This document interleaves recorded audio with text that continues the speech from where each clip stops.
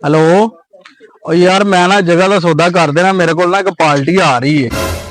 हाँ। ਓਏ ਰਜ਼ਵਾਨ ਓਏ ਸਾਡੀ ਪੈਲੀ ਦਾ ਕੋਈ ਸੌਦਾ ਕਰਨ ਦੇ ਤੇਰੇ ਲਈ ਦਾ ਵੀ ਕਿੱਥੇ ਰਹਿ ਗਿਆ ਜਲਦੀ ਤੇ ਰਾਹ ਕੋ ਬੈਠਾ ਹੀ ਪ੍ਰਾਪਰਟੀ ਡੀਲਰ ਕਹਿੰਦਾ ਮੈਂ ਵੇਚਣ ਲੱਗਾ ਪੈਲੀ अच्छा मियाँ, मैं एक मिनट च आया तेरे को, बस एक मिनट च। ਓਏ ਸਾਡੀ ਜ਼ਮੀਨ ਕੋਈ ਵੇਚਣ ਲੱਗਾ ਯਾਰ किवें? ਓਏ ਮੈਂ ਗਿਆਨ ਦਿਆਂ ਗੱਲ ਸੁਣੀ ਕਹਿੰਦਾ ਮੈਂ ਰਕਮਾਂ ਮੱਝ ਵੇਚਣ ਲੱਗਾ ਬੰਦਾ ਤੇ ਕਹਿੰਦਾ ਪਾਰਟੀ ਆ ਰਹੀ ਹੈ चला चलिए। ਚੱਲ अस्सलाम वालेकुम जी।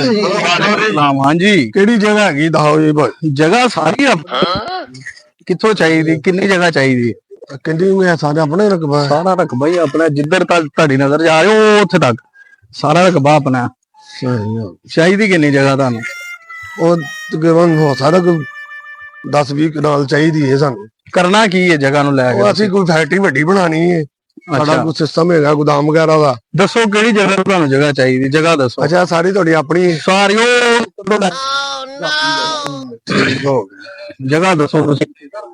ਚਲੋ ਬਣਾਉਂਦੇ ਆ ਪ੍ਰੋਗਰਾਮ। हाँ जी ਕਿੱਥੇ ਸਾਨੂੰ ਚਾਹੀਦੀ ਹੈ ਫਿਰ ਉਹ ਤੁਹਾਡੇ ਨਾਲ ਗੱਲਬਾਤ ਅਸੀਂ ਕਰਨੇ ਆ। हाँ जी। सारा वेख रहे हो, सारा रकबा। ਠੀਕ ਹੋ ਗਿਆ। ठीक है, हाँ जी। जगह पसंद है, लोकेशन पसंद है। अच्छी है, ਚਲੋ ਅਸੀਂ ਮਸ਼ਾ ਕਰਕੇ ਨਾ ਤੇ ਤੁਹਾਨੂੰ ਦੱਸਨੇ ਆ। कोई मसला नहीं जनाब। ਦੀ ਗੱਲ ਕਰ ਰਿਹਾ ਜੀ ਇਹ ਰਕਬਾ ਤੇ ਭਾਈ ਮੇਰਾ ਹੈ केड़ा भाई? ਇਹ ਰਕਬਾ ਮੇਰਾ ਹੈ ਭਾਈ मैं भाजी दी गल कर रहा। ਭਾਈ ਆ ਤੇ ਮੇਰਾ ओ भैन मैं दी गल कर रहा। ਭਾਈ ਆ ਤੇ ਮੇਰਾ ਹੈਗਾ चलो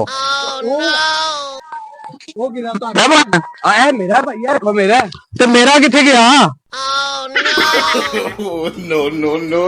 अगर तुम लोग नए हो तो सब्सक्राइब करो, वो जो लाल वाला बटन है उस पर फूट फेंक के मारो या फिर मोमबत्ती, मुझे नहीं पता, बस क्लिक हो जाना चाहिए।